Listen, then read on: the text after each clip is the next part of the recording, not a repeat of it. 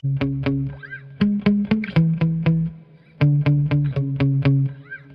guys, I just want to do a quick how-to video. This is my vintage Losi LXT truck. I recently did a run video on this and its handling just greatly exceeded my expectations. On a baseball field, it was just tearing it up, real controllable. It slid nicely. It was a blast. But what I've read and what I've heard is that the Hydra drive that this truck has here, this is a option that was put on this truck after it was originally purchased back in the day. It kind of works like an automatic transmission's torque converter. It really smooths things out. It can help the power application be nice and smooth and may help the handling because of that. However, it's not really very strong and it does not do well with brushless power. Just a traditional slipper clutch is much better, and there is a traditional slipper clutch here as well. So what I'm going to do is I'm going to install this kit here. I'll put a link in the video description where I purchased it.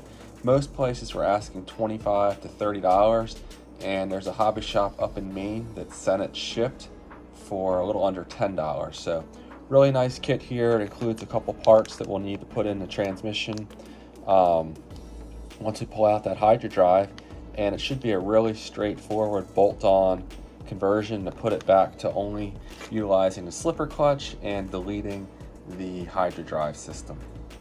Okay, so here's an exploded view of the spur gear and the different assemblies that are associated with it. This was up on RC10 Talk. It's a great vintage RC forum, and a lot of helpful folks up there that have been helping me out, not only on this Losi car or truck, but also my Kyosho cars, and there's team associated stuff, all kinds of stuff. So great forum, definitely check it out if you have not done so already.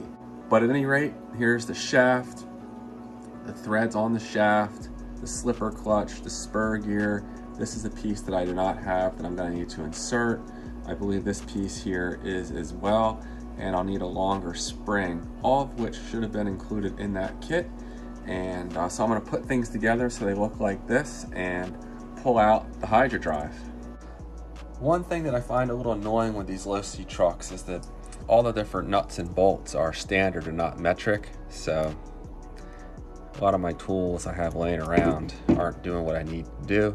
But I just need to go ahead and loosen this nut here to remove the slipper clutch and Hydra drive assembly. So I'm going to take this nut off. Then this plastic bushing here, the spring. Then we have a washer, and I'm not sure what this is called, but this thing here with the little metal balls in it. The Hydra drive is gonna pop out, and looks like there's another washer possibly on here. Maybe not, that may be part of the Hydra drive. And then we have the spur gear and the shaft, and behind that the slipper clutch, which I'm just going to leave there in place. So here's the Hydra drive. They're known for leaking over time. I don't know how badly this one leaked. I didn't inspect it, I just ran it, and it seemed to perform well, the best I could tell.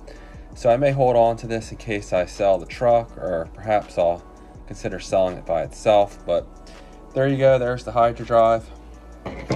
Alright, so now I'm going to go ahead and open up this kit. And I'm going to go ahead and take this cup here. It says that's the next piece to slide on here, which fits perfectly.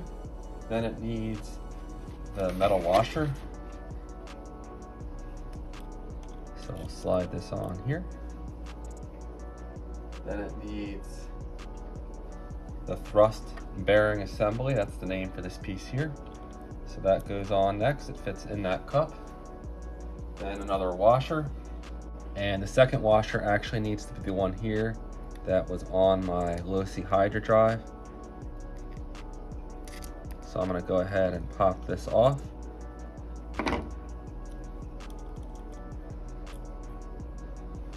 Next, I'm going to slide on this spring cup spacer that came with the Hydra drive kit, and that slides right in there. Make sure it seats all the way in place. Then, I believe we're gonna need this longer spring. I'm not sure, this is a shorter one here that also came with the kit. With the Hydra drive, I had a shorter one, but we'll see what makes the most sense here. I was told I'll probably need the longer one, but let's see. All right, so that sits right there. Now, I need this black little washer piece. Notice there's a smaller diameter part to it that should fit in the end of the spring here. And then finally, all I have to do is screw on this nut and torque it down, which I'm gonna have to go find a standard size socket or something to do that, so I'll be right back. All right, I just grabbed an adjustable wrench and hopefully this will do the trick.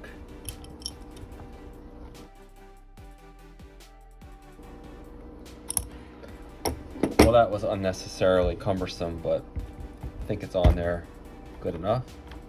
And I'll go ahead and give it a run here shortly.